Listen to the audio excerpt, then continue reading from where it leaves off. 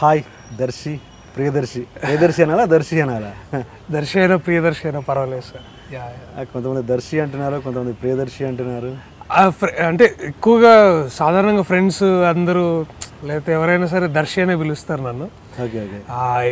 ఎవరైనా ఇట్లా కొత్తగా ఈ మధ్యగా ఎక్కువగా ప్రియదర్శి అని అది కూడా ఫిలిం నేమ్ ఏంటి? ప్రియదర్శి అండి. Okay okay right, Priyadarshi. And Chandanagar ఎలా ఉంది ఇప్పుడు? అంటే పెళ్లి చూపుల ముందు, పెళ్లి చూపుల తర్వాత బాగానే ఉంది. అంటే ఇప్పుడు ఎక్కడైనా సూపర్ మార్కెట్కి వెళ్ళా లేకపోతే ఎవరైనా పాలు తీసుకురావడానికి అటు ఇటు వెళ్తూ ఉంటాం పొద్దునట్టు, అప్పుడు కొంతమంది ఇలాగే చూస్తున్నారు. లేకపోతే కొంతమంది మాత్రం గుర్తుపట్టి ముందుకొచ్చి మీరు ఆ సినిమాలో చేశారు మీరే కదా అని అడుగుతున్నారు. బాగా అనిపిస్తుంది అప్పుడు, అంటే గుర్తుపడుతున్నారు. అంటే అది కొంచెం ఇబ్బందిగా కూడా ఉంది. అంటే ఒక సాధారణంగా మనం ఇప్పుడు దాకా 5 ఏళ్లలో నా పనులు నేను చేసుకునేవాడిని, ఇప్పుడు కూడా చేసుకుంటా, అదేం లేదు. కానీ గుర్తుపట్టగానే ఆ కాన్షియస్ వాతావరణం వస్తుంది సార్. ఎంబారసింగ్గా ఉన్నాయి అంటే ఎందుకు అన్ని మామూలుగా నా లైఫ్ నేను అట్లా ఉన్నాను, అట్లా కొంచెం ఇబ్బంది ఉంది సార్ ఇప్పుడు కొంచెం. ఎక్కడ చందన్ నగర్ ఆర్ బిహెచ్ఎల్? బిహెచ్ఎల్ అనేది ఒక హోల్ న్యూ ప్లేస్ సార్, దానికి ఆనుకొని ఉంటుంది చందానగర్.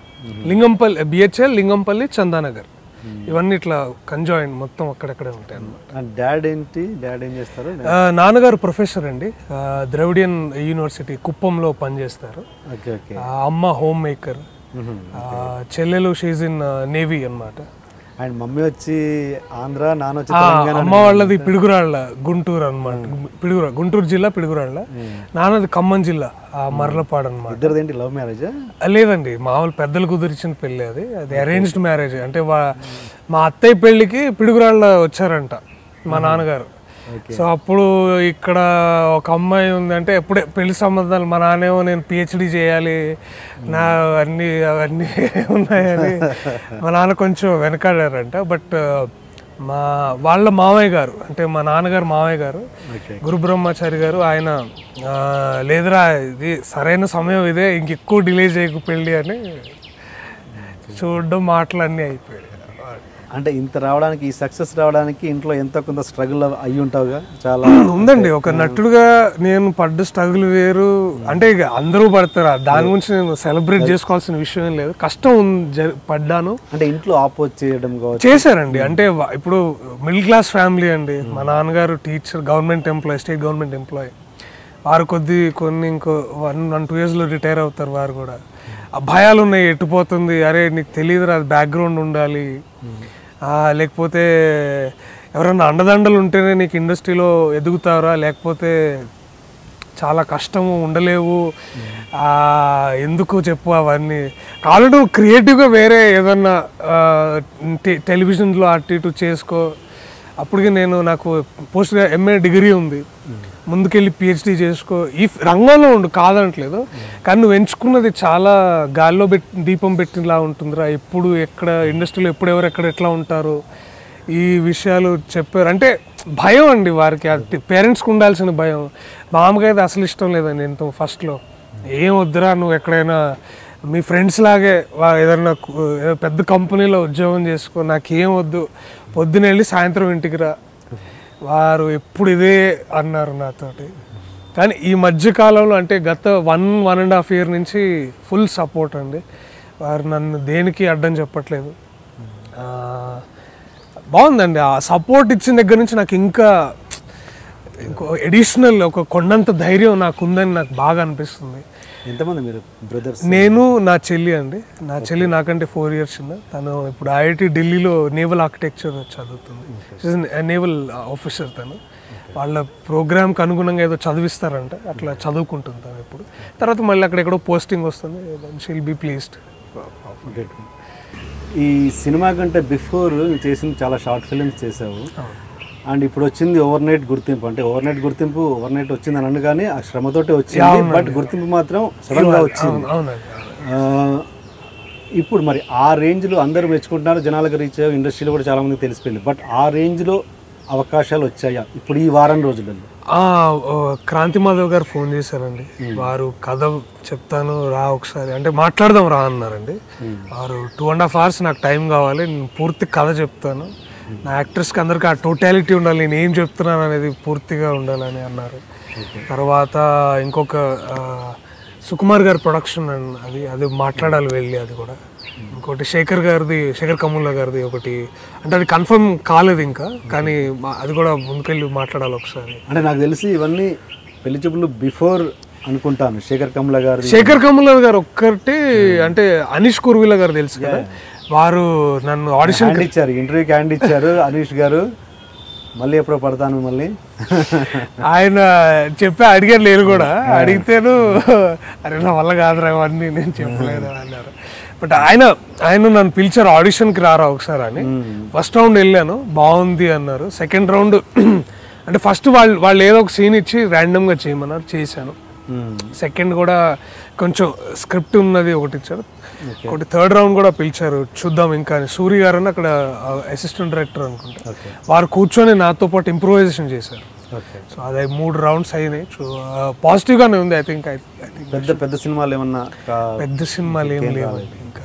అంటే ఈ సక్సెస్ కి ఇంకా స్పీడ్ గా రావాలి కదా, ఆశించిన అండి ఫోన్లు. మొన్న ఒకటి వచ్చింది కానీ ఆ రోల్ అంత బాగలేదు అనుకొని వదిలేసుకున్నారు.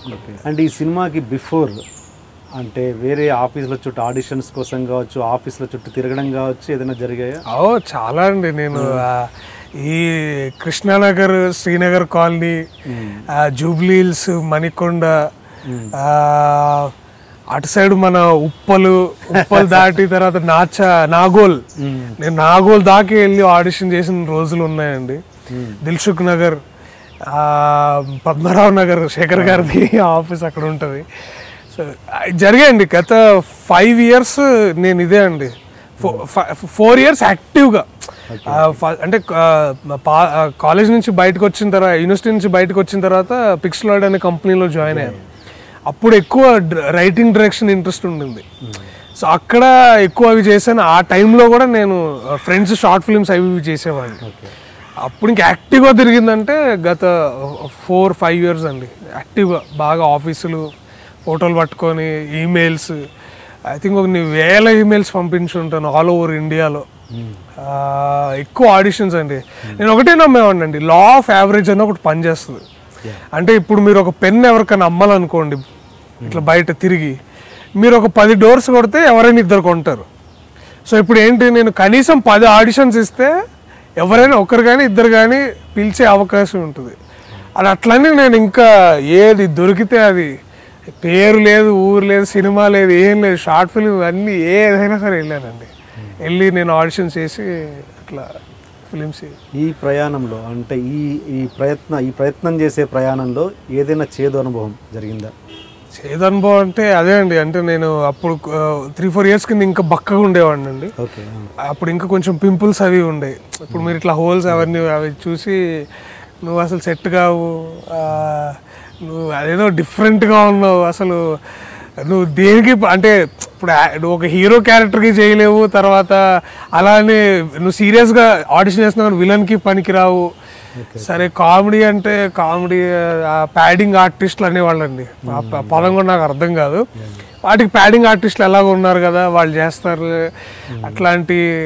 అంటే బేసిక్లీ నేను ఉండే ఆకారం మీద అనేవాళ్ళండి. అది నాకు కొంచెం బాధగానే అనిపించేది.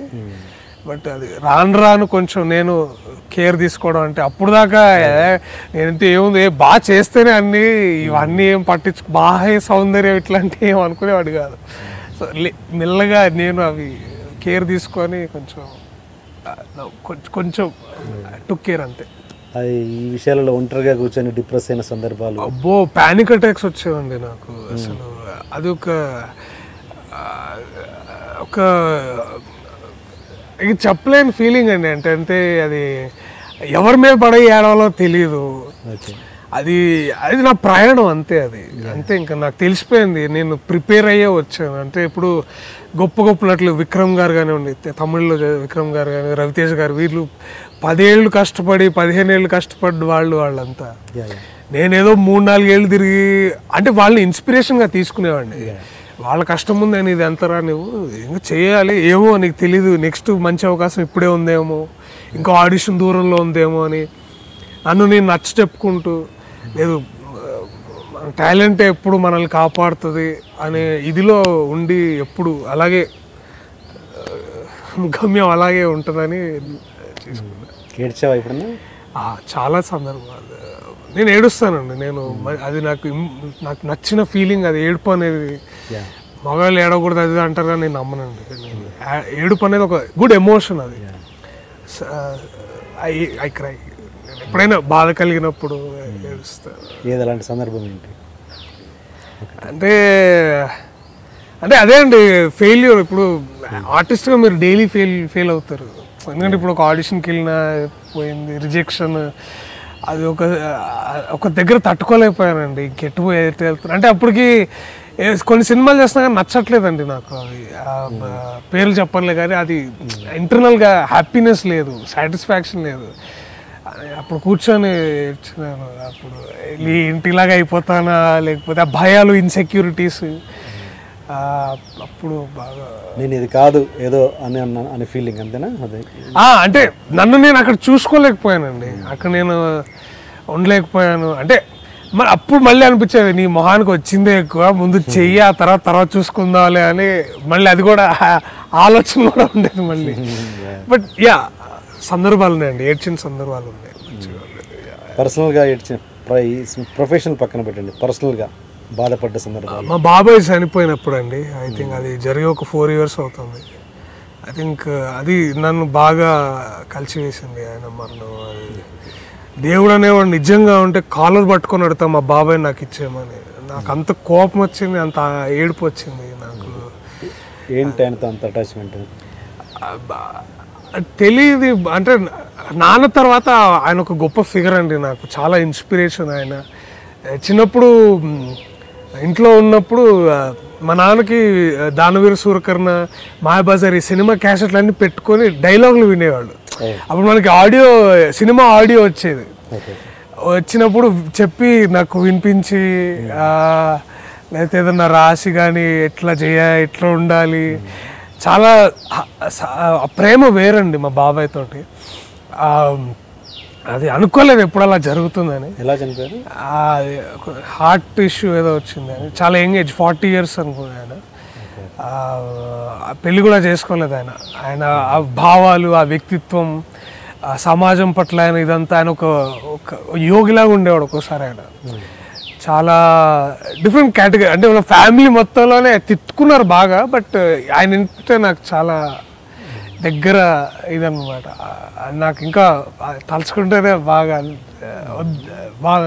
బాగా ఐ మిస్ హిమ్ సీరియస్లీ. ఇప్పుడు ఉంటే బాగుండేది.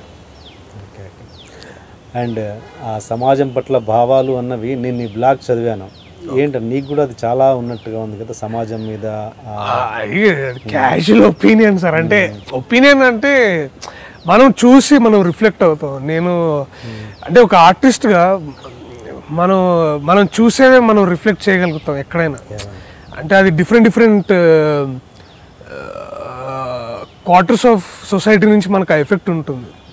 బయట జరిగే అరాచకాలు కానీ, ఇబ్బందులు కానీ నా మీద కూడా ఆ ప్రభావం ఉంటుంది. నేను కూడా వాటికి ఎంపథెటిక్గా సాడ్ ఫీల్ అయ్యే సందర్భాలు ఉంటాయి. అలాగే వచ్చినాయి అవన్నీ. పైగా నేను అప్పుడు జర్నలిజం కోర్స్ చేశాను, MA in mass communication. So అక్కడ నాకు వాళ్ళు చెప్పారు, ఒక ప్రొఫెసర్ శ్రీనివాస్ మెల్కోటే అని ఒక ప్రొఫెసర్ అనమాట, మీడియా అంటే ఏం లేదురా, సమాజానికి అద్దం పట్టడం అనేది అని అన్నారనమాట. అంటే మనం క్రియేట్ చేస్తున్నాం సొసైటీని, అసలు ఏం జరుగుతుందో సొసైటీ చూసుకోవడానికి. సో ఒక ఆర్టిస్ట్గా నేను ఎలా ఫీల్ అంటే మీరు ఏం జరుగుతుందో దాన్ని మనం రియాలిటీని ఇమిడియేట్ చేయగలిగితే నేను ఆర్టిస్ట్ అనుకున్నాను అంతే.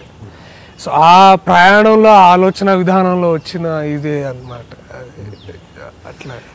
సరే, ఇంతకుముందు మళ్ళీ ఆడిషన్స్ దగ్గరికి వస్తే చాలామంది ఇప్పుడు కొత్త ఆర్టిస్టులు, కొత్తగా ట్రై చేసే వాళ్ళు ఆడిషన్స్కి వెళ్ళి రెగ్యులర్గా చెప్పే డైలాగ్స్, సినిమాలో ఏదో సినిమా డైలాగ్స్, సినిమాలో ఫేమస్ డైలాగ్స్ చెప్తుంటారు. అలా చేస్తే ఎక్కువగా రీచ్ అయ్యే ఛాన్స్ లేదు.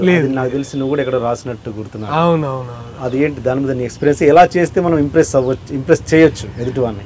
ఒకటి ఏంటంటే సార్, నేను ఆడిషన్ చేశాను ఒకప్పుడు పిక్స్లైడ్ అనే కంపెనీ. అప్పుడు నాకు అర్థమైంది ఏంటంటే ప్రతి ఒక్కరు అదే అంటే ఇదర్ స్క్రిప్ట్ అడుగుతారండి రాగానే, లేకపోతే నా లుక్స్ ఇట్లా మంచి బాడీ చేసి neatly they are toned very well and condition very well అండి. కానీ ఎప్పుడైనా ఆడిషన్ చేసేవాడు ఈ క్యారెక్టర్ వీడు అసలు సరిపోతాడు ఇలా అనేదే మైండ్లో ఉంటుందండి. నువ్వు ఎంత బాగున్నావు అది అన్నీ సెకండరీ అవుతాయి.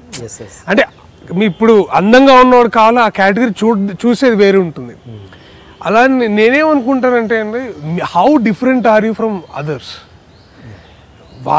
ఇప్పుడు వాళ్ళకి ఏం నచ్చుద్ది అనేది అదొక పాయింట్. తర్వాత నీ పర్స్పెక్టివ్ ఏంటి, నువ్వు ఇప్పుడు స్క్రిప్ట్ ఏదైనా ఇచ్చే స్క్రిప్ట్ నువ్వు డిఫరెంట్గా ఎలాగా చూస్తావు, చూసిన తర్వాత దాన్ని ఎలా నువ్వు ఓన్ చేసుకుంటావు అనేది చాలా ఇంపార్టెంట్ అండి. అండ్ చాలామంది నేను కలుస్తాను బయట ఫ్రెండ్స్, అంటే యాక్టింగ్ చేస్తాను ఇంకొంటే అవునా ఏమన్నా చేస్తున్నారా, చదువుతున్నారా, ఏమన్నా ట్రైన్డా అంటే ఎందుకన్నా జిమ్ పోవాలి, మంచిగా ప్రోటీన్ తాగాలి, బాగా చేయాలి, చాలా మంచిగా ఉంటే వచ్చేస్తుంది అని అంటారు. కానీ నాకు అది కరెక్ట్ కాదని అనిపిస్తుంది. అండ్ ఖచ్చితంగా ఒక చూసే విధానం, చేసే విధానం కొంచెం స్పెషల్గా ఉన్న అండ్ ఎమోషన్ అండి, ఎమోషన్ అనేది యూనివర్సల్. అది దాన్ని కరెక్ట్గా మనం ప్రజెంట్ చేయగలగాలి. అండ్ కాపీ కొడితే అమ్మటే దొరికిపోతారు. ఇప్పుడు కొంతమంది ఆ డైలాగ్ చెప్పే విధానం కూడా ఏదైనా పెద్ద స్టార్ స్టైల్ కాపీ కొడుతూ ఉంటారు కొంతమంది. చూడంగానే వాళ్ళు చెప్పేస్తారు, వాళ్ళు చేసేవాళ్ళు ఏమో పిచ్చోళ్ళు కాదు కదా, వాళ్ళకి అమ్మటే వీడు అమ్మటే వాళ్ళు దొరికిపోతారు. సో అది నేను చేసిన విధానం ఏంటంటే, ఏదైనా చూస్తే దీన్ని నేను ఎలా కొత్తగా చూడగలను, దాన్ని నా స్టైల్లో ఎలా చెప్పగలను అనేది అదొకటి ట్రై చేస్తానండి. అండ్ ఇంకోటి ఎమోషన్ని కరెక్ట్గా ప్రజెంట్ చేయగలగాలి. అది దిస్ బేసిక్స్ అండి, అంతే. అది I think that should be fine అని అనుకుంటున్నాను. ఇంతకుముందు పిక్స్ల టాపిక్ వచ్చింది, అక్కడ ఏం చేసేవాడు, ఏంటి ఎందుకు బయటకు రావాల్సి వచ్చింది? అప్పుడు మన అసోసియేట్ ప్రొడ్యూసర్గా పనిచేశానండి అక్కడ. కార్పొరేట్ ఫిలిమ్స్ అండి, ఎక్కువగా కార్పొరేట్ ఫిలిమ్స్, లేకపోతే చిన్న చిన్న యాడ్స్, వాటికి కాన్సెప్ట్స్ రాయడం, వాటిని డెవలప్ చేయడం. అక్కడ ఉన్నప్పుడు కంట్రోల్ సి అని ఒక షార్ట్ ఫిలిం, అంటే 50 minutes చేశాను. యుగంధర్ గారు అని అప్పుడు అక్కడ ఫౌండర్, ఇప్పుడు అక్కడ లేరు వారు. ఆ ఫౌండర్గా అప్పుడు ఉన్న వారు డైరెక్షన్ చేసినప్పుడు దానికి నేను స్క్రీన్ ప్లే రాసిచ్చాను, స్క్రీన్ ప్లే డైలాగ్స్. అండ్ ఏడీగా మళ్ళీ దాంట్లోనే వారు లేదు నువ్వు యాక్ట్ చేయొచ్చు అని ఒక క్యారెక్టర్ చేయించడం, అలాగా ఆ పనులు అది అక్కడ అవి సరిపోయినాయి అక్కడ నాకు. తర్వాత ఎందుకో అంటే ఒక పాయింట్ తర్వాత నాకు వర్క్స్ రావడం తగ్గిపోయినాయండి. అంటే నేను ఫ్రీలాన్సర్ లేదండి, అంటే ఎంప్లాయీనే అక్కడ. కాకపోతే ఏంటంటే రాను నాకు యాక్టివ్గా విజువల్ ఎఫెక్ట్స్, గ్రాఫిక్స్ అవి నడుస్తున్నాయండి. నాకు సపరేట్గా ఒక ఎంటిటీ అనమాట. నేను ఓన్లీ కార్పొరేట్ ఫిలిమ్స్ రాయడం అది. సో నాకు పని తగ్గిపోయేసరికి I became a burden for them. And వాళ్ళు నన్ను పంపించడంలో కూడా వాళ్ళ తప్పు కూడా నాకు ఐ డోంట్ సీ, ఎందుకంటే పని లేనప్పుడు నేను వేస్ట్ కదా అక్కడ.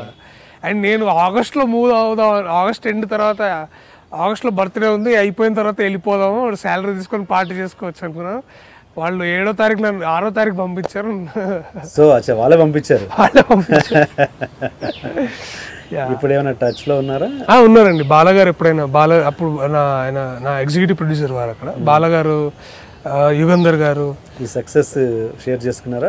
బాలగారు మెసేజ్ చేయలేదు, నేను కలవలేదు మధ్యలో. బట్ యుగంధర్ గారు మెసేజ్ చేశారు, స్టార్ అయ్యావు. లేదు సార్ మామూలుగానే ఉన్నాను, జస్ట్ వెళ్ళి చూడండి అని చెప్పాను. వారు 150th చిరంజీవి సినిమా గారిది ఆ సినిమాలో బిజీగా ఉన్నారంట. ఇది ఎంఏ మాస్ కమ్యూనికేషన్ కదా చేసింది.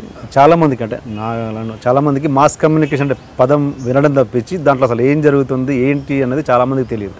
అసలు ఏంటి అసలు మాస్ కమ్యూనికేషన్? డిపార్ట్మెంట్ ఆఫ్ కమ్యూనికేషన్లో అండి 4 streams ఉంటాయండి. అంటే బేసిక్లీ జర్నలిజం రిలేటెడ్ అండి. ఒకటి కమ్యూనికేషన్ స్టడీస్, అంటే మీడియా స్టడీస్, డీప్ రీసెర్చ్ అవన్నీ ఉంటాయండి. సెకండ్ ఏంటంటే రేడియో అండ్ వీడియో ప్రొడక్షన్, అంటే న్యూస్ ఎలా చేయాలి, న్యూస్ ఎలాగా తీస్తారు, కంటెంట్ ఎలా రాయాలి, అంటే విజువల్ కంటెంట్. అంటే ఇప్పుడు టీవీకి రాసినప్పుడు విజువల్ కంటెంట్ వేరే రాస్తారు కదండి, అలాగా. తర్వాత ప్రింట్ మీడియా అండి, ప్రింట్ మీడియా పేపర్లకి రాయడం వాటికి. మేము ఉన్నప్పుడు యాడ్ అండ్ పబ్లిక్ రిలేషన్స్ ఉండేది, అది తీసేసారండి. ఇప్పుడు యాక్టివ్గా 3 ఉన్నాయండి. సో బేసిక్లీ సర్క్యులేటింగ్ మీడియా మొత్తం జర్నలిజంకి సంబంధించిన పూర్తి ఇదే బాగుంటుంది. ఇండియాలో one of the finest departments అండి. నా లైఫ్ మారింది కూడా అక్కడే మేజర్గా. అంటే బట్ ఇది యాక్టింగ్ పరంగా డెసిషన్ పెద్దగా హెల్ప్ అయ్యే కోర్స్ కాదు కదా, అంటే కాదు. బట్ నాకు అంటే నేను చదువుకున్నది అక్కడ నాకు యాక్చువల్గా హెల్ప్ అయిందండి. అంటే అదే చెప్తున్నాను ఇందాక, సమాజానికి మిర్రర్ పట్టేవాళ్ళు జర్నలిస్ట్ అని చెప్పారు. అప్పుడు నాకు అప్పుడు అనిపించింది, అరే ఇదే ఇక్కడ ఆ ప్రిన్సిపల్ని ఇక్కడ అప్లై చేసి, తర్వాత నా లెర్నింగ్ అంతా ర్యాగ్ పికింగ్ అండి. అంటే ఎక్కడ ఇప్పుడు ఒక మంచి ఏదైనా యాక్టర్ ఒక మంచి సందర్భం ఏదైనా ఎమోట్ చేసిన, అరే బాగా చేశారు, ఆ కనెక్ట్ అండి, అది నాకు ఎక్కడ దొరికితే నేను అక్కడ ఏది పడితే అది నేర్చుకోవడం. చాలా సందర్భాల్లో ఆంథ్రోపాలజీ, పొలిటికల్ సైన్స్ క్లాసులో కూడా కూర్చునేవాడిని. సో అలా కూడా it was helpful to me అక్కడ. సో నాలెడ్జ్ అండి నాకు ఇప్పుడు అట్లే లేదు, ఎంత నాలెడ్జ్ వస్తే నేర్చుకుంటాను, దాన్ని ఎక్కడైనా హెల్ప్ అవుద్దని అనుకుంటాను అంతే. సో లెర్నింగ్ అనేది కంటిన్యూస్ ప్రాసెస్, అట్లాగే అన్లెర్నింగ్ కూడా చాలా ఇంపార్టెంట్ అని అనుకుంటాను. అది హెల్ప్ అయింది, క్రాస్ పాలినేట్ అయింది. అండ్ యాక్టింగ్ క్లాసెస్ భిక్షు గారి దగ్గర నేర్చుకున్నావు, అది ఎట్లా? అది సో నేను పిక్సెలాడ్ అయిపోయిన తర్వాత జునూన్ అని ఒక షార్ట్ ఫిల్మ్ చేశానండి తరుణ్ భాస్కర్ తోటి. అలాగే మచ్చానికి కళ్యాణం అని ఒకటి చేశాను, దర్శన్ అని ఇంకో ఫ్రెండ్ ఉన్నాడు. అలా ఒక 3 షార్ట్ ఫిల్మ్స్ చేశాను, కంట్రోల్స్ అవన్నీ చేసి. సో ఏమైందంటే నేను ఫిలిం ఇండస్ట్రీలోకి వెళ్తా అంటే నాన్నగారే సలహా అడిగారు, అరే నాకు భిక్షు గారిని అడుగుతాను. ఆయన అంటే సారు, ఆయన నా ఫాదర్ ఫిగర్ భిక్షు గారు. అరే ఎందుకురా ఈ కష్టాలు అవన్నీ, ఎందుకు చాలా అది అని, నేను ఫాదర్లా చెప్తున్నాను మీ నాన్నలాగా, హాయిగా ఏదైనా మంచి మాస్ కమ్యూనికేషన్ అదేదో ఏమన్నా చదువుకో, ఉద్యోగం చేసుకో, హాయిగా ఉండు అని అన్నారు. నాకు మనసు ఒప్పుకోలేదు దానికి. సరే నేను ఎట్లాగైనా సార్కి నేను చేశాను ఏదో చూపించాలని వెళ్ళి చూపించాను. సార్ నేను చేశాను సార్ చూడండి అంటే, ఇంటికి రారా ఇంటికి రారా అంటే జునూన్ చూపించా. అంటే ఏమన్నా అంటే మరీ బాగాలేదు కూడా లేదు, అది చేయాలరా ఇంకా, అది ఇది లేదు అది ఇది అని అన్న, రారా ఇంటికి రా అని. అట్లా ఒక 3 months 3.5 months కూర్చొని ఇంప్రూవైజేషన్స్. సార్ అది చెప్పేది, అండర్స్టాండింగ్ రిలేషన్ బిట్వీన్ క్యారెక్టర్స్, అదొకటి. నీకు ఒక మెంటల్ జర్నీ ఉంటుంది ఒక యాక్టర్గా, డెప్త్ ఉంటుంది, దాన్ని ఐడెంటిఫై చేసుకోవాలి, దాంట్లోంచి ప్లే చేయాలని. అరుణ భిక్షు గారు మేడం గారు, తను వాళ్ళు ఎక్కువ డాన్స్ స్పెషలైజేషన్, బట్ తను బాడీ లాంగ్వేజ్, అసలు బాడీ అంటే ఏంటి, దానికి మైండ్ బాడీ ఎట్లా రియాక్ట్ ఉంటుంది, how they are both beautifully connected to each other. And యాక్టర్గా నీ జర్నీ కొత్త విషయం. ఇప్పుడు ఒకసారి మనం విలన్ ప్లే చేస్తాం, ఒకసారి హీరో ఫ్రెండ్గా ప్లే చేస్తాం. ఈ రెండింటికి డిఫరెన్సెస్ ఏంటి, ఇక్కడ ఏం నేర్చుకున్నాం, ఇక్కడ అదే ఇక్కడ ఎందుకు వాడకూడదు, లెర్నింగ్ అండ్ అన్లెర్నింగ్ ప్రాసెస్, అది మేడం అట్లాంటి ఎన్నో విషయాలండి. అంటే ఇవన్నీ కాదు, ఒక టెక్స్ట్ బుక్ ప్యాటర్న్ కాదు, ఇలా ఎన్నో వాళ్ళ ఎక్స్పీరియన్సెస్, స్పాంటినిటీ ఎందుకు అవసరము, ఇవన్నీ చాలా ఇట్లా ఎన్నో ఇంప్రూవైజేషన్స్. తర్వాత వేరే యాక్టర్స్తో కూడా కూర్చొని చాలా గంటలు అలాగా డ్యాన్స్ బ్యాలే ఒకటి చేసినప్పుడు నన్ను తీసుకున్నారు. రీసెంట్గా ఒక నాటకం చేసాం, ముల్లుబాయ్ కత్తి వచ్చే డామ్ డామ్ డామ్ అని, ఎన్విరాన్మెంటల్ డే మీద. సో అదొక వాళ్ళ దగ్గర నేర్చుకుని అదొక చాలా గొప్ప ఎక్స్పీరియన్స్ అండి. అది అది అక్కడి నుంచి నేను ఇంకా బెటర్ యాక్టర్ అయ్యాను. నేను ఇంకా ఏంటి అక్కడ ఎలాంటి ఎక్సర్సైజ్ ఉంటాయి మామూలుగా, అది ఇన్స్టిట్యూట్ లాంటిదా, ఎలా ఎలాంటి మామూలు ఎన్విరాన్మెంట్ ఇన్స్టిట్యూట్ లాగానే ఏం లేదు సార్. అది ఫర్ ఎగ్జాంపుల్ ఇప్పుడు మన ఇద్దరం ఉన్నాం అనుకోండి, మన ఇద్దరం యాక్టర్స్ అనుకోండి, ఇంప్రూవైజేషన్ బేసిక్లీ మీరిద్దరు ఫ్రెండ్స్ రా, సార్ మిమ్మల్ని పిలిచి ఒక పాయింట్ ఇస్తాడు, అది నాకు చెప్పరు, అది మీకు తెలుసు. ఫర్ ఎగ్జాంపుల్ మీ ఫ్రెండ్స్ అనుకోండి, వాడు నేను రాగానే అరే 500 ఎక్కడ పెట్టారు, ఏం 500 నాకు తెలీదు, ఏం 500 నాకు తెలీదు. బేసిక్ వాడు 500 పోయి ఉంటాయని సార్ చెప్తాడు.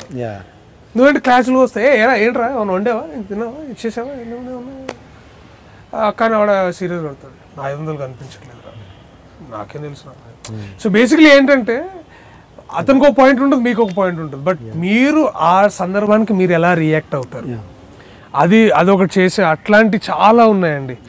అది మళ్ళీ మీ ఇద్దరు యాక్టర్స్ కదా, మీరే ప్రిపేర్ అయ్యి రండి, నేను చూస్తా మీరు ఏం చేస్తున్నారు, ఇలాంటివి. తర్వాత ఒక ఒక చాలా హ్యాపీ సందర్భంలో మీరు బాడీ ఎట్లా రియాక్ట్ అవుతుంది, లేదా సాడ్గా ఉన్నప్పుడు మీ బాడీ ఎట్లా అవుతుంది, ఇలాంటి అంటే ఈ మైండ్ అండ్ బాడీ. మేడం గారు నాకు ఒకటి చెప్పేవారు, భరతమునిది అనమాట. అది నాకు ఇప్పటికీ బాగా గుర్తు. అది నాకు చాలా ఇంపార్టెంట్ బస్. యో అర్ధో హృదయ సంవాది తస్య భావో రసోద్భవ శరీరం వ్యాప్తేన శుష్కం కాష్టమివ అగ్నిన అని ఒకటి చెప్పారండి. అప్పుడు ఏంటి మేడం ఏం చెప్తున్నారు అనుకున్నా, బట్ దాన్ని ఎక్స్ప్లెయిన్ చేశారు. అంటే లోపటి నుంచి వచ్చేది, ఆ లోపట ఉండే ఆ ఇన్నర్ ఫీలింగ్, కోర్ ఫీలింగ్ ఎప్పుడైతే నువ్వు ట్రూగా మనసుతో బయటికి చెప్తావో అది ఎలా ఉంటుందంటే, ఎప్పుడైతే ఒక అడవిలో అగ్ని ఎట్లా ఎమ్మటే పాకుతుందో ఆ ఫీలింగ్ కానీ నువ్వు చెప్పేది కానీ అంత ఇదిగా ఉండాలిరా, అప్పుడే అది అంత కన్విక్షన్తో చెప్పినట్టు ఉంటుందని చెప్పారనమాట. సో అప్పుడు ఏంటంటే ఇట్స్ ఇంటర్నలైజింగ్ అండి everything. It's very deep in side from, and it's not dialogue చెప్పడం కాదురా, అది you need to be what you have to be అని ఇన్ రెస్పెక్ట్ టు ది. అది చెప్పినప్పుడు అసలు అదే కాదు, ఒక అమ్మో ఇంత ఉందా దీనికి అని నేనే చాలా రోజులు ఆలోచించానండి. ఇప్పుడు కూడా ఎప్పుడైనా ఒక స్క్రిప్ట్ వచ్చినప్పుడు అదే అనుకుంటాను, అరే ఇది ఇట్లా ఉండాలి, ఇట్లా ఆలోచించాలి అని. వారు అది బాగా చెప్తారు నాకు అట్లా. అంటే ఇంకా ఎలాంటి ఇంప్రొవైజేషన్స్ అనేది రెగ్యులర్గా ఎనీ ఇన్స్టిట్యూట్లో అంటే మామూలుగా రెగ్యులర్గా ఇంకా ఏంటి స్పెషలైజేషన్? మేడం స్పెషాలిటీ ఏంటంటే సార్, వారు కాంటెంపరీగా కొన్ని అంటే డ్యాన్స్ బ్యాలే ఒకటి చేసాం సార్. అది అక్కడ మైసూర్లో సచ్చిదానంద స్వామి ఆశ్రమం ఉంది కదా, అక్కడ కథ చేసాం అనమాట. వారి స్పెషాలిటీ ఏంటంటే టెక్స్ట్ ఎంత పాతదైనా ఉండనివ్వండి, దాన్ని మోడర్న్ కాంటెక్స్లో మీరు ఎలా చెప్తారు. అంటే నేను కరెక్ట్ చెప్తానో లేదు తెలియదు కానీ, బట్ ఆ మేడం స్పెషాలిటీ అండి. వారు అది కొత్త రూపాన్ని ఇస్తారనమాట. మీరు ఎంత కొన్నిసార్లు తనికల భరణి గారు రాసిన నాటకాలు చాలా పాతవి ఉంటాయి. పాత అంటే మాట్లాడుకునే విధానం కానీ అవన్నీ మీరు కొంచెం సాధారణ నాటక మండలిలో ఉండే ఇవన్నీ అంటారు. ఇలాంటివి చెప్పి వాటిని కాంటెంపరీగా కొత్తగా మోడర్నైజ్ చేసి ఎలాగ ఆలోచిస్తాం అనేది అది చెప్పేవారు. అంటే ఇలాంటి ఎన్నో స్టడీ ఉందండి దాని వెనకాల. ఇవన్నీ ఏవి ఎప్పుడో ఒక సందర్భంలో మాట్లాడుతున్నప్పుడు ఇవన్నీ ఏవి కూర్చోబెట్టి వాళ్ళకి ఇది చెప్తాను అలా కాదండి. ఇంకేదో మాట్లాడుతుంటాం మేడం ఆ డ్యాన్స్ అది ఎట్లా ఉంది అది అనగానే అప్పుడు ఆ ఎగ్జాంపుల్ తీసుకొచ్చి చెప్పడం. లేకపోతే మీరు అనుకునే సాధారణంగా ఏ చెత్త సినిమా ఇది ఎవడు చూస్తాడు అనుకుంటాం కదా, దాంట్లో కూడా ఆ నటీనటులు ఎంత బాగా చేశారు ఇట్లాంటి డీటెయిల్స్ చెప్పేవాళ్ళు అనమాట. సో మెంటల్ మెచ్యూరిటీ ఎంత అవసరం ఒక నటుడికి, ఒక రిసోర్స్ఫుల్ పర్సన్గా ఎప్పుడు ఉండాలి అనేది, ఇట్లాంటి విషయాలు చాలా అవి ఇప్పుడు కూడా ఎప్పుడో కనిపిస్తే ఇప్పటికీ చెప్తారు వారు. అది చాలా బాగా అనిపిస్తుంది. సాగర సంగమం సినిమాని బాగా ఇన్స్పైర్ చేసిందని రాశారు. అవునండి. ఏ ఏజ్ లో నువ్వు చూసింది సాగర సంగమం? నేను ఐ వాజ్ 7 years అండి. నాకు అప్పుడు ఐ థింక్ 3rd 4th క్లాస్లో అది సండే రోజు టీవీలో వచ్చింది. అది అప్పుడు మనకు డీడీ ఉండేది. అంటే నా క్వశ్చన్ ఏంటంటే, ఒక 7 ఏళ్ల పిల్లని ఒక సినిమా ఎలా ఇన్ఫ్లుయెన్స్ చేయగలదని? చేస్తుందండి, ఖచ్చితంగా చేస్తుంది. అంటే ఇప్పుడు నాకు తెలిసి నా ఇంట్లో ఇప్పుడు వచ్చే నెక్స్ట్ జనరేషన్స్ వాళ్ళు చిన్నపిల్ల కజిన్స్ వాళ్ళందరూ వాళ్ళు నేను ఆ సినిమాలో ఈ జాకెట్ చూసాను నాకు అలాంటిదే కొనిపించు, అలాంటి ఫోన్ అలాంటి క్రిష్ లాంటి సినిమా అలాంటి పిల్లల్ని ఇన్ఫ్లుయెన్స్ చేస్తాయండి. అంటే అది అంటే దాని వెనకాల కొంచెం పేరెంటల్ ఇది కూడా ఉంటుందండి. అంటే అది ఖచ్చితంగా వాళ్ళు కూడా లేదు బాబు ఇది తప్పు, ఇలా ఉండకూడదు, ఇలా మంచిదని చిన్నప్పుడు వాళ్ళు చెప్పడం ద్వారా కూడా తెలుస్తుందండి. నాకు చెప్పారు. పైగా నేను ఏ సినిమాలో అయినా మంచి తీసుకోవడానికి చిన్నప్పుడు అలా ఉండేది. రజనీకాంత్ సినిమాలు గారు చూసిన, స్వయం కృషి, లేకపోతే ఇలాంటి బాలచందర్ గారి రుద్రవీణ చూసినా కూడా మంచి అనేది ఇట్ వాజ్ వెరీ, నాకు అది ఇంట్లో వాతావరణం అలా ఉండేది. పైగా మా నాన్నగారు విశ్లేషించేవాడు అనమాట.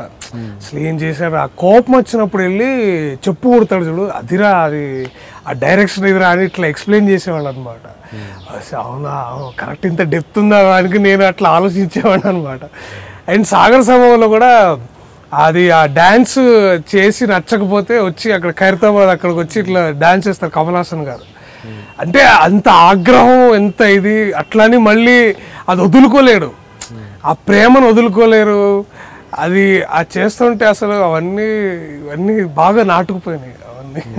So yeah I'm influenced by Kamal Haasan గారు అండ్ యాక్టింగ్ పరంగానా ఒక సినిమా బెస్ట్ సినిమా పరంగానా ఎలా ఇన్ఫ్లుయెన్స్ అయ్యింది? రెండు అండి. ఎందుకంటే నాకు I believe one of the best screen place ever return అండి సాగర సంగమం. అసలు ఆ రోజుల్లో నాన్ లీనియర్ స్క్రీన్ ప్లే అంటే ముందు అంతా కోల్పోయిన ఒక పాత్రికేయుడు వచ్చి ఏదో గొప్ప డ్యాన్స్ అని రాసుకొని మళ్ళీ దాన్ని వెళ్ళి ఎక్స్ప్లెయిన్ చేయడం, వావ్, ఐ థింక్ అది బెస్ట్ స్క్రీన్ ప్లేస్ అనిపిస్తుంది నాకు ఇప్పుడు కూడా. ఆ ప్యాకేజ్ అండి, అది it's a beautiful package of great things. Jayaprada గారు వాట్ అ గ్రేట్ పర్ఫార్మర్ వారు. అవన్నీ చూస్తుంటే ఇట్స్ వెరీ ఇన్స్పైరింగ్ అనమాట. Truly inspired. ఇంకా రుద్రవీణ, స్వయం కృషి, ఈ సినిమాలు కూడా బాగా అంటే మంచిగా ఇదే ఇన్స్పైర్డ్. బాగా నచ్చిన సీన్ ఏంటి సాగర్ సంగమంలో? తన పేరు తనే చూసుకుంటాడు తీసుకొచ్చి, బాలకృష్ణ ఇతను కూడా మంచి డాన్సర్ అనగానే ఆ ట్రాన్స్ఫర్మేషన్ అండి. అప్పుడు దాకా గొప్ప అండి ఇతను, అయ్యో దేవుడు అని ఎమ్మటే పేరు రాగానే ఆ కళ్ళెమ్మట నీళ్ళు రావడం, వచ్చి ఏడ్చేసి ఎమ్మటే నవ్వడం, అది దట్ అసలు దట్ సంథింగ్ ఎల్స్. వీళ్ళు మామూలుగా ఈ సినిమా చూసిన వాళ్ళందరూ పెళ్లి చూపులు సినిమా చూసాక అందరు నిలవనున్న ఒక గొప్ప కమెడియన్ని చూశారు.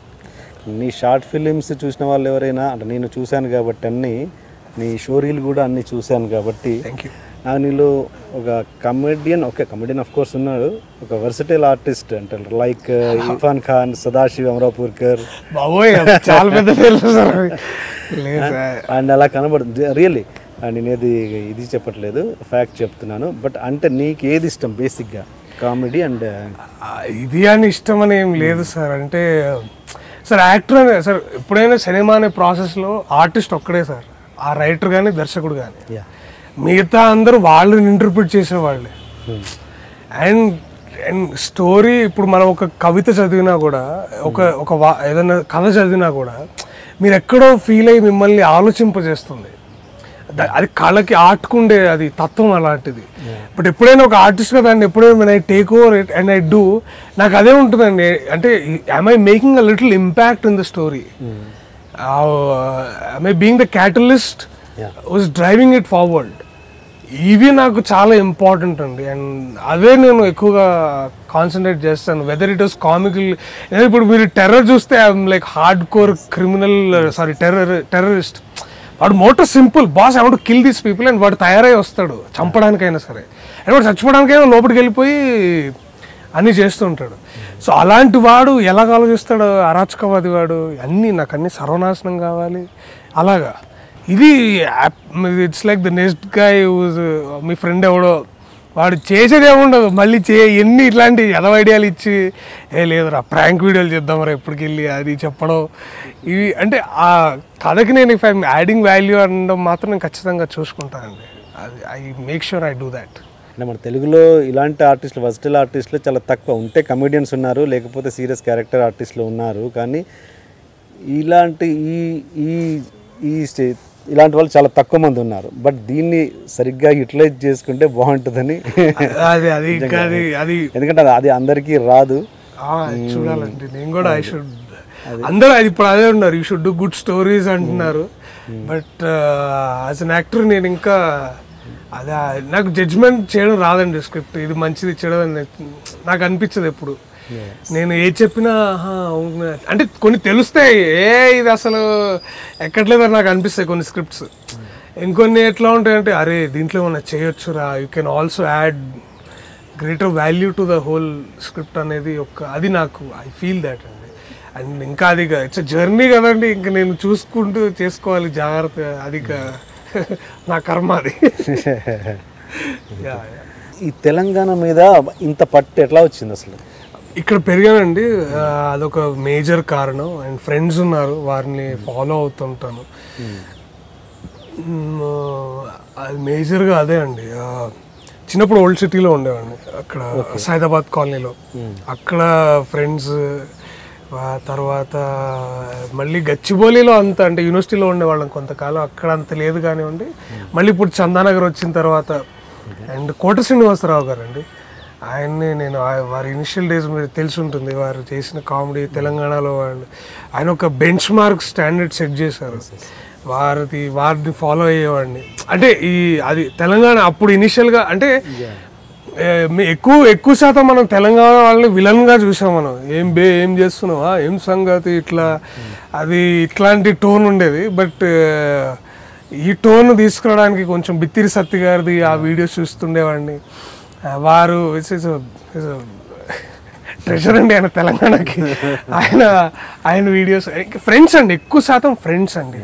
ఎందుకంటే ఇంట్లో కూడా మేము ఇట్లా మాట్లాడుకున్నట్టే ఉంటుంది. ఖమ్మం జిల్లా వాళ్ళ తెలంగాణ అంత ఏదో నిజామాబాద్ కానీ ఆదిలాబాద్ ఇలాంటి తెలంగాణ ఉండదు వాళ్ళకి, కొంచెం మిక్స్ ఉంటుంది. నల్గొండ లాంటి తెలంగాణ ఉండదు. సో అది ఉన్నా ఇది కొంచెం నేర్చుకున్నాను, గ్రహించి చేసి. అండ్ అబ్బాయి సెట్లో అతను సిద్దిపేట వాడు. అబ్బాయి అంటే నా విష్ణు అనే క్యారెక్టర్ చేసినవాడు సినిమాలో, పక్కన ఉంటాడు అతను. వాడు హార్డ్ కోర్ తెలంగాణ అండి. వాడు మాట్లాడడం అంతే, ఎవ్రీథింగ్ తెలంగాణ. వాడు కొంచెం హెల్ప్ అయింది నాకు, ఎస్పెషల్లీ ఆ డైలాగ్ నా ఉద్యోగం గర్ల్ ఫ్రెండ్ 2 వీక్నే అంటారు కదా, పీక్నే అని లేదు, రాయలేదు. నేను కూడా పోయినా అని అందాం అనుకున్నా. కానీ ఆ ముందు రోజు షూట్ ఆ బట్టలు పిండే సీన్ ఉంటుంది. ఏంట్రా వీడియోస్ చేసి ఏం చేస్తానంటే నువ్వేం గడ్డి వీక్తావా అని అన్నాడు. అరే ఈ ఐడియా అది అని నేను అట్లా ఆలోచించి వాడాను అక్కడ. సో అది బాగా వర్కౌట్ అయింది. సో అట్లా వీళ్ళందరితోటి బాగా అనిపించింది. ఈ బాలీవుడ్ టాలీవుడ్ ఇవి పదాల మీద నీకు ఎందుకు ఒక రకమైన ఇది ఎందుకు? అది నాకు నచ్చవండి పదాలు. అది ఎక్కడో తెచ్చిపెట్టుకున్నట్టు ఎందుకండి.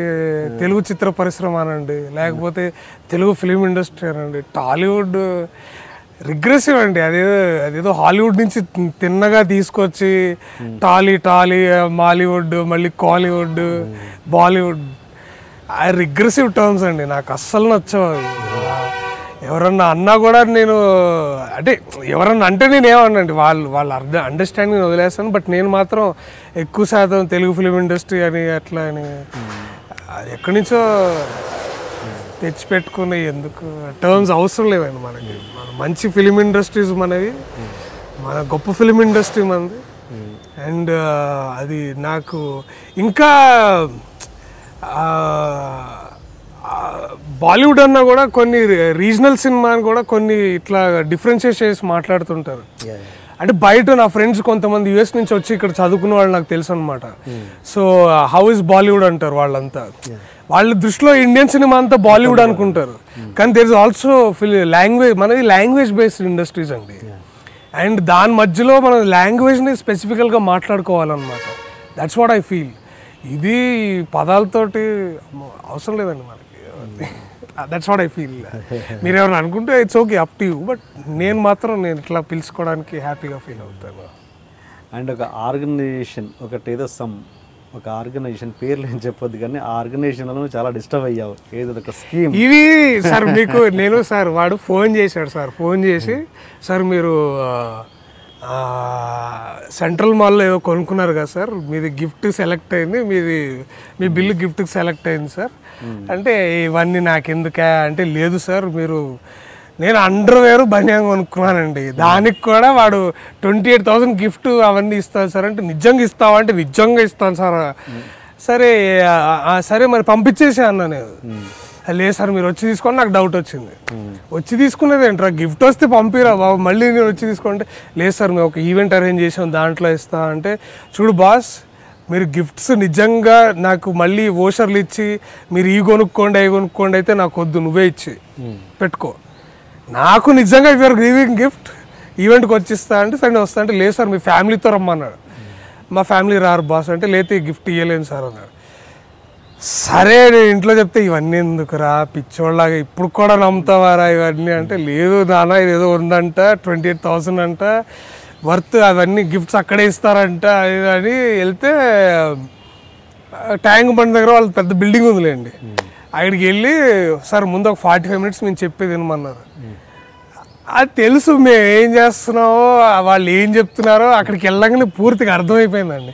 ఆ డోర్లోకి తిరిగి ఇట్లా వెళ్ళగానే తెలిసిపోయింది అమ్మ మళ్ళీ ఇల్లేనా ఈ అనుకొని వెళ్ళగానే నాకు ఏది నచ్చదని మీరు చెప్పి వాళ్ళకి చెప్పరండి. ఒక 10 మందిని ఒకరు కూర్చోబెట్టి పెద్ద సౌండ్ అండి వాల్యూమ్ పెట్టి వాడు చెప్తా ఉంటాడు. ఇప్పుడు నాకు అక్కడ పక్కన వాళ్ళు అరుస్తున్నారు, వాళ్ళ ఇది ఏజెంట్స్ వీళ్ళు వింటున్నారు పెద్ద లౌడ్ మ్యూజిక్. ఎక్కడ వినిపిస్తుందండి వాడు చెప్పేదన్నా? మళ్ళీ ఏమన్నా అంటే లేదు సార్ అది ఎక్కువ పెడితేనే మీకు వినిపిస్తుంది అంటాడు. ఏం సైన్స్ మాట్లాడుతున్నావు భయ్ నువ్వు, అసలు ఏం మాట్లాడుతున్నావు? ఆ promotional activity not worth it అండి. ఇంకెవడో పిలిచి నాకు ఎందుకు ఎక్కువ కాదు, నేను రాసేవాడిని కాదండి. నాకు ఇక్కడ కాదు, వికారాబాద్ నుంచి వచ్చారండి ట్యాంక్ బండ్ దగ్గరికి. వీళ్ళు కేవలం ఈ మాటలు చెప్పినందుకు వికారాబాద్ నుంచి అండి. ఎందుకండి వాళ్ళకి అది ఏం కర్మ వాళ్ళకి? పాపం ఏదో పెళ్లికి వచ్చి షాపింగ్ చేశారంట ఇక్కడెక్కడో. అసలు దానికి దీనికి సంబంధం లేదు సార్, ఇది షాపింగ్ కాదండి. వీళ్ళు ర్యాండమ్గా వీళ్ళు ఎక్కడో డేటా కొనుక్కొని తెచ్చుకొని ఫోన్ చేస్తారు. తప్పు కదండి. మీరు చెప్పేవాళ్ళు ఫోన్లో చెప్పండి నాకు ఇది సార్ ఇది సార్ అంటే అదొక ప్రమోషనల్ ఇది. మీరు మీ వస్తువులు మీ ప్రోడక్ట్స్ అమ్ముకోవడానికి మా టైము ఇదంతా వర్కింగ్ డే రోజు మళ్ళీ అన్నీ ఆపుకొని ఇట్స్ నాట్ గుడ్. అక్కడే రియాక్ట్ అయ్యా మరి అక్కడే నేను సరే వీళ్ళ పని నాకు అది కోపం వచ్చిందండి. వీడు స్టార్ట్ చేసింది తప్పు, ఓపెన్ చేయడం మీకు ఇన్నికి వాడు ఏమి ఇచ్చాడు తెలుసా? ఐస్ క్రీమ్ కప్పులు, చైనా బజార్ ఐస్ క్రీమ్ కప్పులు ఇచ్చాడు వాడు. నేను నాకు వెళ్ళిన ఖర్చుతోటి నేను అట్లాంటి ఇంకో 10 కొనుక్కోగలను నేను. చందా ఇన్సేన్ ఇన్హ్యూమన్ అది. ఐ థింక్ అక్కడ అగ్రెసివ్ ఏమన్నా రియాక్ట్ అయ్యావా? లేదండి, నేను ఏముంది చేయని అమ్మ మీరు బాగుపడరు అనుకుని నేను లేచి వచ్చాను. నాకు వాళ్ళు అందుకని కంప్లైంట్ చేద్దాం అనుకున్నా కానీ ఇంకా ఇక ఏముంది టిపికల్ పోతే పోయిందిలే అని మెంటాలిటీ ఉండేది. కానీ ఆ రోజు నాకు ఏదైనా చేయాలనిపించింది. అలాంటి వాళ్ళకి ఇంటర్వ్యూలో ఏదైనా చిన్న మెసేజ్ మెసేజ్ ఏముంది సార్, చేసే కరెక్ట్గా చేయండి. ఏమన్నా ఇప్పుడు ఏదైనా ఒక హాలిడే ప్యాకేజ్ అమ్మాలంటే కరెక్ట్గా అమ్మండి, దానికి విధానాలు ఉంటాయి. అది ఇంకేమన్నా హైర్ చేసుకోండి దాని గురించి, అంతేగాని పిలిచి గిఫ్ట్లు ఇస్తాం రమ్మని మీరు ఆ ట్రాప్లో పడొద్దండి ఎవరైనా పిలిస్తే, అంతే చెప్తా. ఓకే. అండ్ బ్లాగ్లో చదివాను చాలా వరకు అంటే ఒక పద్ధతిగా అంటే ఒక స్త్రీని గౌరవించాలి లేదు ఒక సోషల్ కాజ్తో ఉన్న రైటప్స్ చాలా ఉన్నాయి. అంటే ఏంటి ఇంత చిన్న ఏజ్లో నువ్వు అంత ఎక్స్పీరియన్స్ ఏంటి అంత? ఏమంటే ఉమెన్ ఆర్ గ్రేట్ పీపుల్ అండి. వాళ్ళు ఒక విధంగా చెప్పాలంటే మగవాళ్ళ కంటే వాళ్ళు చాలా విషయాలు ఎఫిషియెంట్ వాళ్ళు. అండ్ సాడ్ ఏంటంటే ఈ విషయాలు మనం బాగా మాట్లాడుకొని చెప్పుకోవాల్సి వస్తుంది. అండ్ సొసైటీగా మనం ఒక పేట్రియార్కల్ సొసైటీ అయిపోయాము. అండ్ అది వాళ్ళకి దక్కాల్సిన గౌరవం ఇంకా దక్కట్లేదని నాకు అనిపిస్తుంది. అంటే బయటికి వెళ్ళినా కూడా వర్క్ స్పేసెస్లో కానీ they can do anything and everything అండి. వాళ్ళకి మనం we should all basically respect women అండి, అంతే. నువ్వు పెద్ద ఏదో లేదని కాదు, నన్ను గొప్ప తల్లి పెంచింది, నాకు తెలుసు తన ఇదేంటి. నాకు చెల్లి ఉంది, నాకు ఎంతోమంది అమ్మాయిలు ఫ్రెండ్స్ ఉన్నారు. ఐ నో వాళ్ళు ఏదైనా చేయగలరు, చాలా ఇది చేయలేరని ఏం లేదండి. We are all equal in society and human race as we are equal and we should all get equal respect and life living opportunity. అంటే ప్రతి వాళ్ళు ఏ చేయాలన్న హక్కు ఉండాలండి. మీరు చిన్న బట్టలు ఎందుకు వేసుకున్నారు, మీరు వెళ్ళి డాన్స్లు ఎందుకు చేస్తున్నారు, మీరు మగాళ్ళుగా మనం చేసినప్పుడు లేదు కానీ వాళ్ళు చేస్తే తప్ప. అది I don't think it's. And ఇది కన్జర్వేటివ్ అప్రోచ్ పోవాలండి ఫ్యామిలీలో, అది మెల్లమెల్లగా పోవాలి. అండ్ పెళ్లి చూపులు నాకు అందుకే బాగా నచ్చుతుంది. నేను వాడికి చెప్తున్నా best women characters you have ever return రా అని నేను తరుణ్కి చెప్పాను. అండ్ అది ఇట్స్ గ్రేట్ అండి. అది అండ్ ఇది ఈ డెలివరీ షార్ట్ ఫిల్మ్ ఒకటి చేశావు కదా, దానికి పడ్డ ఆ ప్రాసెస్ చెప్పదు దాన్ని, అదొక పెద్ద కథ. 48 ఫిల్మ్ ఫెస్టివల్ అని ఒకటి జరుగుతుంది సార్ ఇండియాలో మొత్తం. ఎవ్రీ ఇయర్ కొన్ని సిటీస్లో అలాగ జరుగుతుంది. ఆ టైంలో చెన్నైలో జరిగింది అనమాట. సో మా ఫ్రెండ్స్ అందరూ చేద్దాం అని అన్నారు. నేను ఎందుకు అరే ఎవడో కాంపిటీషన్లో వాడు ఏదో స్టోరీ ఇస్తే మనం చేయాలా అని అనుకునేవాడిని. కానీ లేదరా ఛాలెంజింగ్గా ఉంటుంది, 48 అవర్స్లో నిజంగా చేయగలమా అనేది ఒక ఇదనమాట. సో అలాగే దానికి ఏదో ఫీజు కట్టాము. సో చెన్నైలో మా ఫ్రెండ్స్ని వెళ్ళి వినమని చెప్పాము. వాళ్ళ ప్రాసెస్ కొన్ని బాగుంటాయి సార్. అంటే ముందు పర్సనల్గానే ఫోన్లో చెప్పేది, ఇంటర్నెట్లో పెట్టేది ఉండదు. అక్కడికి వచ్చిన తర్వాత మీరు ఏ చిట్టి తీస్తే ఆ చిట్టికి మీకు జానర్, ఒక డైలాగు, ఒక ప్రాపు, ఒక క్యారెక్టర్ పేరు ఇస్తారు, అవి వాడి మనం ఒక స్టోరీ చెప్పాలి. సో అది 48 hours కరెక్ట్గా స్టార్ట్ అయినప్పుడు వాడు ఇవన్నీ ఇస్తాడు మనకి. అక్కడి నుంచి మీరే స్టోరీ రాసుకోవాలి, మీ టీం మీరే, మీ మ్యూజిక్ మీరే, dialogues everything should be original, nothing should be copied. ఇది వాళ్ళ మోటో అండి. సో అలాగా స్టార్ట్ అయిందండి. నాకు డార్క్ కామెడీ అని వచ్చిందండి. నాకు కామెడీ అసలు నేను రాసేవాడినే కాదు. మీరు ఇంకో షార్ట్ ఫిలిం పొన్ను వాడని ఇంకోటి చేశా, అదంతా హెవీ ఇది ఉండేది. బట్ నాకు కామెడీ రాయడం చేత కాదు. బట్ సమ్హౌ ఇక నెక్ ఆఫ్ ద మూమెంట్లో I had to write something and అట్లా షూట్ చేసామండి.